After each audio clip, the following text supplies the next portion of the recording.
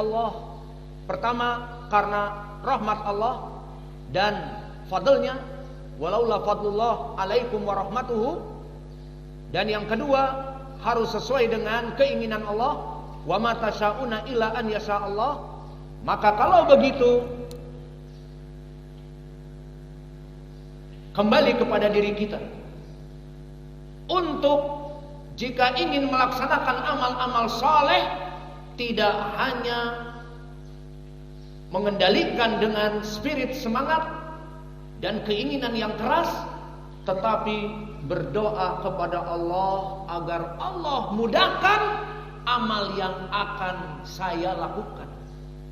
Maka seseorang ingin melaksanakan nanti salat malam, berdoa kepada Allah, ya Allah, Allahumma a'inni fi salatil lail. Wahai Allah, bantulah aku untuk melaksanakan salat malam nanti. Tidak hanya sekedar berijtihad, diriku yang menentukan, aku yang menentukan bangun salat malam ya aku adalah aku. Maka tidak. Maka meminta kepada Allah agar Allah memudahkan kepada kita untuk melaksanakan amal-amal yang saleh. Maka telah datang hadis, pendalilannya diriwayatkan oleh Imam Abi Daud dari Abu Abdurrahman Al-Hubuli an As-Sanabihi an Mu'ad ibni Jabal. Berkata Mu'ad, Nabi Muhammad memegangku dan mengatakan, ya Mu'ad, inni uhibbuka fillah. Wahai Mu'ad, aku mencintai kamu karena Allah. La tada kalimatan ida faragta min salatik. Maka jangan engkau luangkan, tidak engkau baca suatu kalimat setelah engkau menyelesaikan dari salat. Apa itu kalimat ini? Diajarkan oleh Nabi Muhammad sallallahu alaihi wasallam, Allahumma a'inni ala dzikrika wa syukrika wa husni ibadatik. Maka setelah di penghujung dari salat, di riwayat disebutkan fi kulli duburin minas shalah. Maka setelah di ujung dari salat, ditafsirkan oleh para ulama seperti yang kami baca dari fatwa Ibnu Utsaimin rahimahullah dan Ibnu Baz, ulama di Saudiyah, adalah di akhir dari salat kita sebelum salam, di tahiyat terakhir. Ini bisa. Dan dari fatwa Syekh kami Mukbil juga bisa di situ, dan bisa fi kulli duburi minas shalah, maknanya setelah selesai dari salat. Karena datang hadis-hadis yang lain tentang azkar, tasbih wa tahmid wa takbir fi kulli duburin minas shalah, dan membaca la ilaha illallah wahdahu la syarikalah fi kulli duburin minas shalah. Maka bisa ditafsirkan makna fi kulli duburin minas shalah juga adalah setelah selesai dari salat, maknanya membaca al-adkar dengan adkar-adkar setelah salat-salat yang wajib. Apa yang dikatakan? Allahumma a'inni, wahai Allah, bantulah aku, ala dzikrik, untuk selalu mengingatmu, wa syukrik, untuk selalu mensyukurimu, wa husni ibadatik, dan berbuat amal-amal saleh, ya Allah. Maka di sini menjadi pendalilan bagi kita bahwa penegasan kepada perkara tadi, segala amal-amal saleh yang kita lakukan bukan karena ijtihad kita, our spirit dan yang lainnya, tetapi mutlak dari Allah sesuai dua ayat terdahulu dan di hadis ini, di mana diperintahkan oleh Nabi agar berdoa Allahumma a'inni. A'inni i'rabnya fi'lun amr dari a'ana yu'inu a'inni. Wahai Allah, a'in ni, maka nun wiqayah dan dia di sini maf'ulun bih dan dia dhamir muttasil mabni ala sukun. A'inni, bantulah aku. Berdoa kepada Allah, ya Allah, bantulah aku. Ingin taat kepada Allah saja pun kita meminta kepadanya. Kenapa? Karena ayat-ayat tadi. Wa ma tasyauna illa an yasha Allah. Jika kamu meniatkan untuk berbuat kebaikan, maka ketahuilah kebaikan itu karena izin, karena keinginan Allah. Dan di ayat yang sebelumnya, walaula fadlullah alaikum wa rahmatuhu, karena rahmat Allah dan karena keutamaan Allah atas kalian, mazaka minkum min ahadin abada. Maka di dalam hadis ini sebagai penguat di mana agar kita ingin diberikan taufik oleh Allah, ya kita minta kepada Allah. Jadi untuk ibadah kepada Allah juga kita minta kepada Allah agar Allah membantu kita. Naam. Karena apa yang kamu lakukan bisa salat berjamaah, apa yang kamu lakukan bisa mengajar dan bisa belajar di majelis ini, karena Allah. Wa ma tasyauna dinafikan oleh Allah, tidaklah keinginan iradah kalian tertolak illa an yasha Allah, kecuali jika Allah menyetujui atas kalian, maka kun fayakunu. Maka inilah dari pendalilan di dalam hadis. Lalu bagaimana kedudukan hadis ini? Maka Abu Abdurrahman Al-Hubuli, dia adalah Abdurrahman ibnu Uyainah, rawi yang thiqah. Dan As-Sunabahi, dia seorang tabi'i yang meriwayatkan di sini dari Mu'ad, bernama Abdurrahman ibnu Usailah. Maka Abu Abdurrahman Al-Hubuli rawi yang thiqah, dan juga As-Sunabihi Abdurrahman ibnu Usailah rawi yang thiqah meriwayatkan dari Mu'ad. Maka seluruh rawinya thiqah, maka hadis ini hadis yang sahih dan telah disahihkan oleh Syekh kami Al-Muhaddits Muqbil Al-Wadi rahimahullah di kitabnya As-Sahihul Musnad mimma laisa fi sahihain, dan beliau mengatakan hada haditsun sahih rijaluhu rijalus sahih. Hadis ini adalah hadis yang sahih karena semua rawi-rawinya sahih.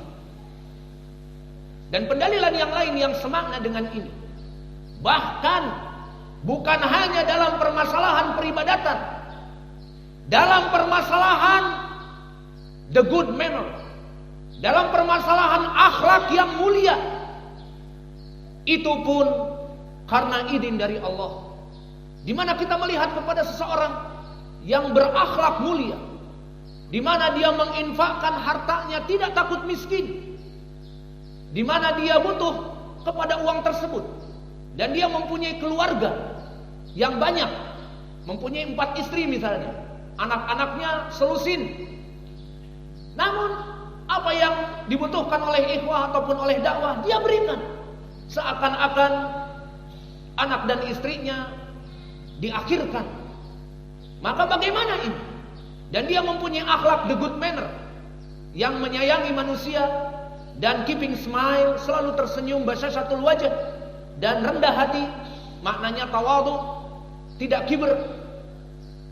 Maka bagaimana ini?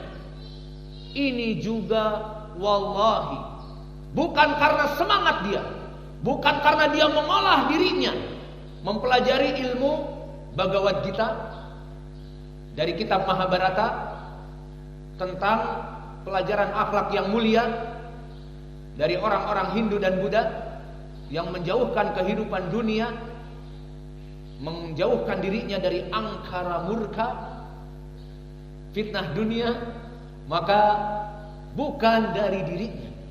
The good manner, kebaikan akhlak, itu pun dari Allah Jalla wa'ala. Maka Nabi Muhammad dulu disebutkan di Al-Quran, wa innaka la'ala khuluqin azim. Maka kamu wahai Muhammad mempunyai akhlak yang mulia. Dari mana? Dari Allah. Sesuai hadis yang diriwayatkan oleh Imam Ahmad dari berbagai jalan dari Abi Hurairah dan yang lainnya, innama bu'itsu liutamima makarimal akhlak, wa fi riwayah husnil akhlak. Maka aku diutus oleh Allah menjadi rasul untuk kaum muslimin untuk menyempurnakan akhlak-akhlak yang mulia. Maka Nabi mempunyai akhlak yang mulia. Wa innaka la'ala khuluqin azim. Akhlak mulia. Kenapa? Dari hadis ini, bahwa Allah menjadikan aku menjadi rasul dengan dibarengi dengan penyempurnaan akhlak yang mulia. Dari mana? Dari Allah. Maka akhlak mulia Nabi adalah application. Hey you, keep silent, diam. Ada Al-Quran disebutkan, As-Sunnah disebutkan, diam. Maka di sini disebutkan jadi lupa. Maka di sini disebutkan pembahasan kita apa tadi? Tentang permasalahan inilah syaitan. Maka anak-anak disuruh diam, jangan dibiarkan bermain-main, sehingga pembicara pun lupa karena tidak ada teks. Maka kembali kepada permasalahan dari hadis tentang permasalahan apa?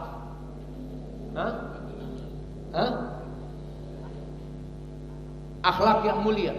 Maka Nabi Muhammad mempunyai akhlak yang mulia, itu pun dari Allah. Innama bu'istu liutammima makarimal akhlak. Lam di sini juga sama lam ta'liliyah, bahwa aku diutus oleh Allah kepada kaum muslimin untuk menyempurnakan akhlak yang mulia. Dan akhlak Nabi adalah application, realization dari Al-Quran. Seperti datang seorang tabi'i kepada Aisyah radhiyallahu anha menanyakan, kaifa kana khuluqu Rasulullah sallallahu alaihi wa ala alihi wasallam? Bagaimana dulu wahai ummul mukminin akhlak Nabi kita Muhammad sallallahu alaihi wa ala alihi wasallam? Apa jawab Aisyah yang sangat cerdas? Ama qara'tal Qur'an? Apakah kamu tidak membaca Al-Qur'an? Bala qara'tul Qur'ana. Tentu aku membaca Al-Qur'an. Fa inna khuluqan nabi akhlaquhu Al-Qur'an. Bahwa akhlak Nabi itu semuanya realization dan application dari Al-Quran. Semuanya diejawantahkan di dalam kehidupan Nabi dengan good manner, dengan akhlak yang mulia. Maka dari mana akhlak Nabi yang mulia? Dari Allah. Wa innaka la'ala khuluqin adzim, dari Allah. Dan mana pendalilan kita pun ingin menjadi orang yang berakhlak mulia, kita melatih diri-diri kita. Seperti kemarin telah masuk bulan Dzulhijjah, maka awal-awal Dzulhijjah adalah seperti di hadis Ibnu Abbas yang diriwayatkan oleh Imam Al-Bukhari, dan lafadznya yang saya sebutkan sekarang diriwayatkan oleh Imam Ahmad dan Abi Daud, ahabbal ayyam ilallah wal amalu fiha fi hadhil ayyamil ashr, bahwa 10 hari yang dimana pada hari-hari itu sangat dicintai oleh Allah amal-amal saleh, maka kita melaksanakan puasa misalnya, dan sholat 5 waktu, dan terus mengajar. Bahkan yang tidak mengajar pagi jadi mengajar pagi, yang tidak mengajar sebelum duhur jadi mengajar sebelum duhur, dan setelah duhur, dan setelah asar, dan seterusnya. Maka ini semuanya diharapkan untuk mendapatkan akhlak yang mulia, menjadikan purification for ourselves, menjadikan tazkiyatun nufus di 10 hari pertama, dan bahkan kesempatan emas untuk acceleration, melaksanakan percepatan, mengumpulkan pundi-pundi amal-amal saleh, karena hari itu dicintai oleh Allah dari segi amal-amal saleh, mengumpulkan zad liyaumil ma'ad, mengumpulkan pundi-pundi amal-amal saleh untuk hari kiamat kelak, dan diharapkan mendapatkan faith booster, mendapatkan pelejitan keimanan dan akhlak yang mulia. Maka itu semua tidak bisa kita dapatkan kecuali dengan izin Allah. Wa ma tasyauna illa an yasha Allah. Maka untuk permasalahan akhlak yang baik pun harus kita disepakati oleh Allah. Lalu mana dalilnya? Telah datang hadis dari sahabat Aisyah radhiyallahu anha, di mana diriwayatkan oleh Imam Ahmad dari Aisyah, berkata Rasulullah sallallahu alaihi wa ala alihi wasallam, Allahumma ahsanta khalqi fa ahsin khuluqi. Maka wahai Allah, kamu yang telah menjadikan aku mempunyai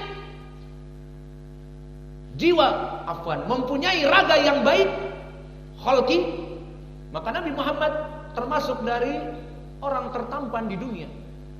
Namun karena kita tidak pernah bertemu dengannya, dari Syama'il Muhammadiyah disebutkan bahwa dia orang yang tidak tinggi dan tidak pendek, dan orang yang kekar dadanya.